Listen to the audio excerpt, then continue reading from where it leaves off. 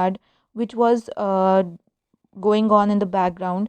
But since you were studying with your friend, you do remember that there was a loud TV ad going on the background, but you don't remember what kind of a ad it was, what product was being advertised, what were the words that were included, because your selective attention was towards your friend. But in your short term memory, it was inculcated that you did listen to it, but after that it was warded off or dumped from short term memory because it was not important. Long term memory. Information that is important and meaningful is transferred to the third memory system known as the long term memory. It acts as a permanent storehouse, it has a limitless storage capacity. Information in long term memory is stored on the basis of meaning and importance and not on sound and sight. It is not based on certain stimuli, but it is based on how much meaningful or important the event is. Hippocampus, which is a part of your limbic system of the brain, is of particular importance in storing your long term memory. Three major categories of long term memory have been proposed, which you can see we have already discussed. Two types were there: implicit and explicit. Implicit is also known as procedural memory, and explicit memory has further two types, which is the semantic memory and episodic memory. We have discussed this before. In implicit memory, memory is used in making responses and skilled actions. For example, a doctor already knows how to dissect, he doesn't have to learn it again and again, pass an NG tube, playing tennis, or drive a car. Semantic memory is based on our storage of general and specific knowledge. For example, water boils at 100 degrees centigrade, Pakistan is in Asia, the heart is on the left side. And episodic memory is memories of personal events that I've told you. For example, your first day in college, your birthday, the patient's clinical state. So this is how memory is being, inculcated into your long-term memory. For example, there's a sensory input. You heard something or you saw something, and it was not of particular attention. It was unattended, meaning that it was not even given attention in the first place. So it lasted for less than 1 second, and the unattended information is lost.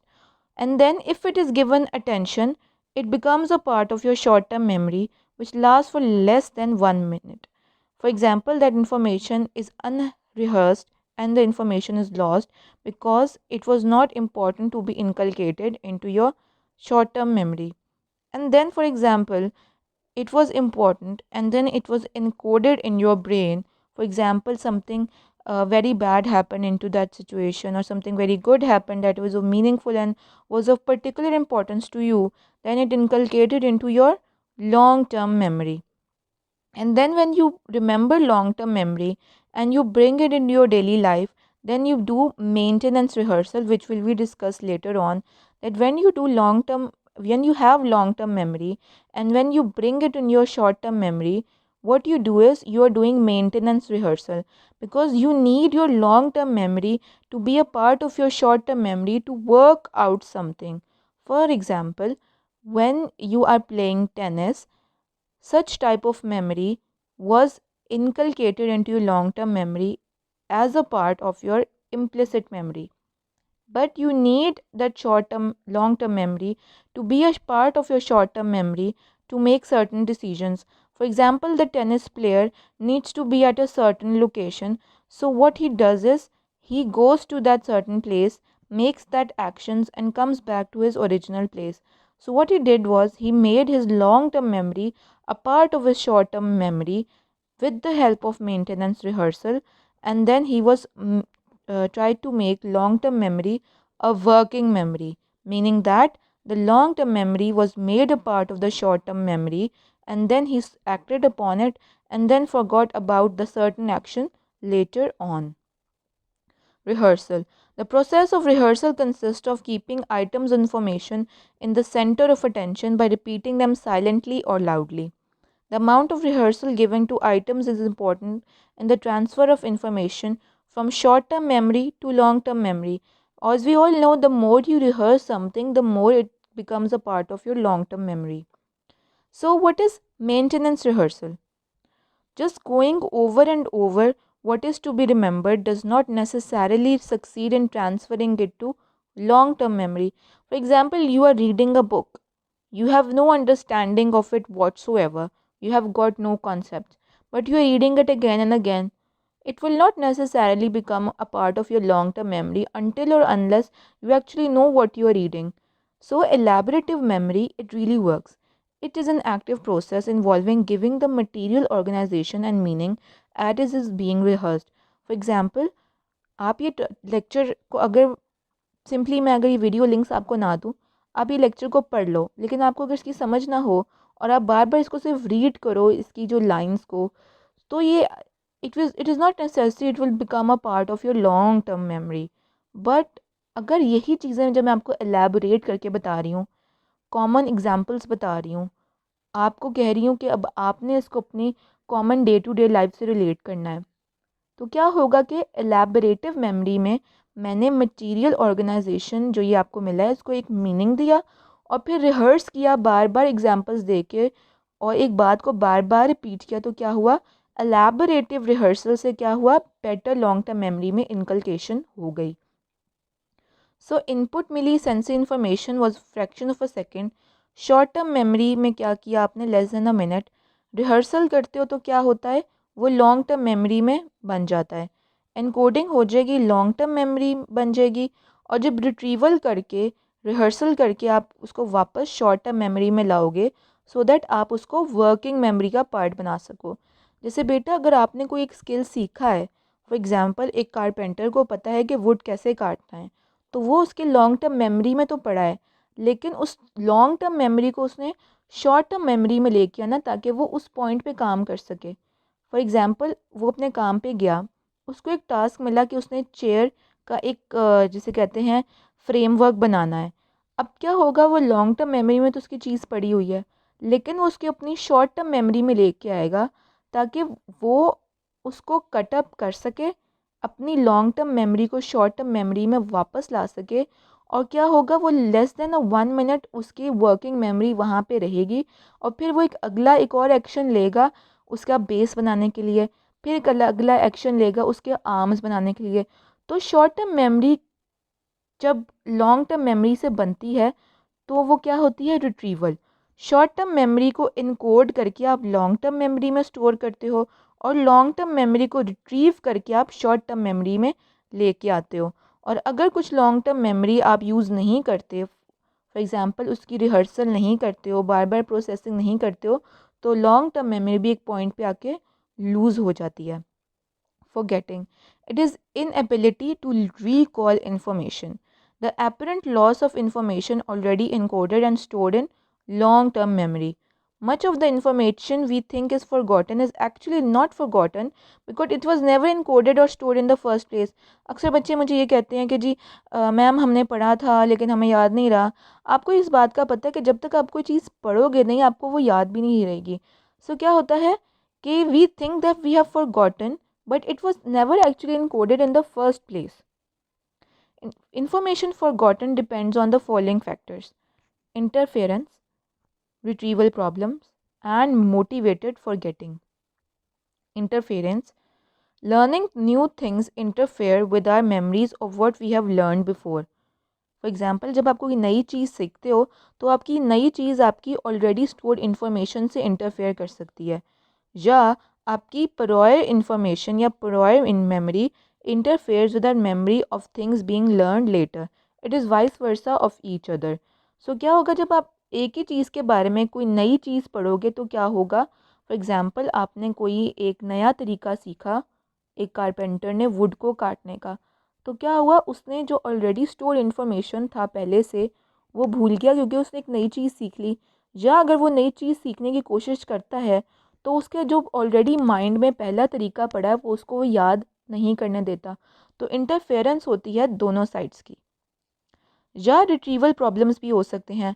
Finding information in an organised long term memory is aided by retrieval cues. Without retrieval cue, the sort for items stored in long-term memory may not be found and one forget.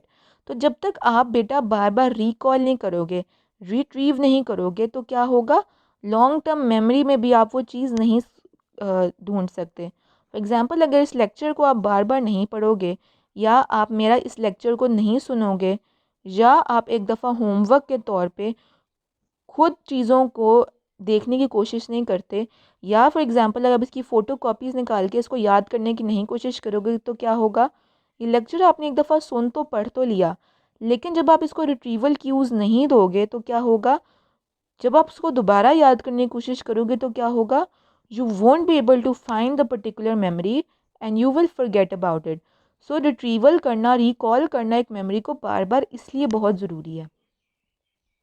Sometimes we often cannot recall something while actively searching for it. We may later recall the sort for information we have when we have given up the search and doing something else.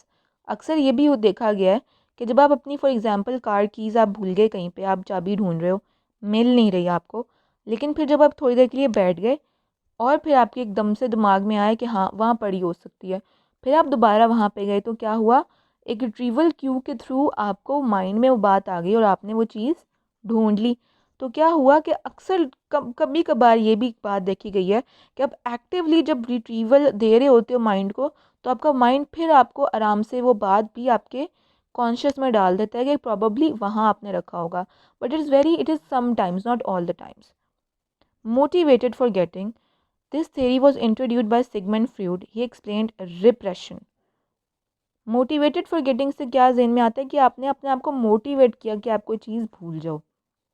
So what is repression? Refers to the tendency of people to have difficulty in retrieving anxiety provoking information. तो क्या हुआ, जिन लोगों को anxiety provoking information उनके दिमाग में होती है तो वो उसको याद भी नहीं करना चाहते। That is why people generally forget unpleasant events and remember pleasant events. For example अगर एक सिचुएशन में आपके साथ एक बुरी चीज़ भी पेश आ गई है, तो अक्सर अच्छी चीज़ भी पेश आ गई है, तो आप अपने आप को मोटिवेट करते हो कि आप वो बुरी चीज़ भूल जाओ और अच्छी चीज़ को याद रखो। सो बेटा ये वही बात है कि sensory information, the senses momentarily register a detail and then short term memory में कुछ आइटम्स को आप नोट करते हो, इनकोड करते हो, और लॉन्ग टर्म मेमोरी में कुछ आइटम्स को आप अपना पार्ट बना लेते हो अपनी मेमोरी का, जो शॉर्ट टर्म मेमोरी से आपको मिली, और कुछ आप लॉस कर देते हो। और retrieval from long term memory depends on interference, retrieval cues, moods, motives and some things get retrieve and some don't. और रिट्रीवल फिर आपको बताया कि किन चीज़ों पर डिपेंड करता है। फॉर एग्जांपल फॉरगेटिंग में बातें जो 3 बताई हैं वही आपकी इंटरफेरेंस करेंगी रिट्रीवल में। So forgetting can occur at any memory stage. As we process information, we filter, alter, or lose much of it. Anatomy of memory. There are 2 key parts of limbic system. इसमें सबसे important था hippocampus and number 2 पे amygdala, which are embedded under the temporal lobe and are essential for receiving and storing information. आपको पता है आपके brain के lobes होते हैं, उनमें जो टेम्पोरल लोब है उसके नीचे आपके ये 2 की parts of the limbic system present होते हैं। एंड डायनसेफेलॉन के ये पार्ट्स इंपॉर्टेंट है जो आपके मेमोरी में बहुत हेल्प करते हैं, which include the memory bodies, thalamus and hypothalamus. Do learn it in point of view of MCQs and short questions. Biochemistry of memory. आपके दिमाग में बहुत से रिसेप्टर्स होते हैं, इसमें आपके ग्लाइसिन रिसेप्टर्स हैं, आपके NMDA रिसेप्टर्स होते हैं, एसिटाइलकोलिन रिसेप्टर्स होते हैं, मस्करेनिक, डोपामिनर्जिक। तो इनके अंदर जो NMDA रिसेप्टर्स होते हैं जो नर्व्स पे पड़े होते हैं, और extremely active in long term memory potentiation as is the role of calcium on it. So important MCQ, which receptors are important in active potentiation and long-term memory. And important memory information is an increase in the sensitivity of certain nerve cells to acetylcholine. Acetylcholine भी एक neurotransmitter है जो कि आपकी memory जब आपकी बन रही होती है तो उसकी सेंसिटिविटी को इंक्रीज़ करता है आपके नर्व सेल्स की। Now methods to improve memory कौन कौन से हो सकते हैं?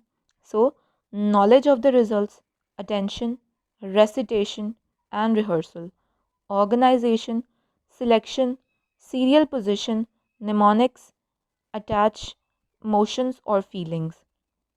So, using mental pictures of visual imagery, overlearning, spaced practice, whole versus part learning, sleep and review.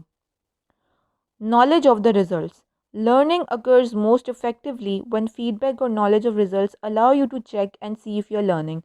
That is why बेटा आपके क्विजेज मिड्स वगैरह लिए जाते हैं, सो दैट जब आप क्विज़ देते हो, फॉर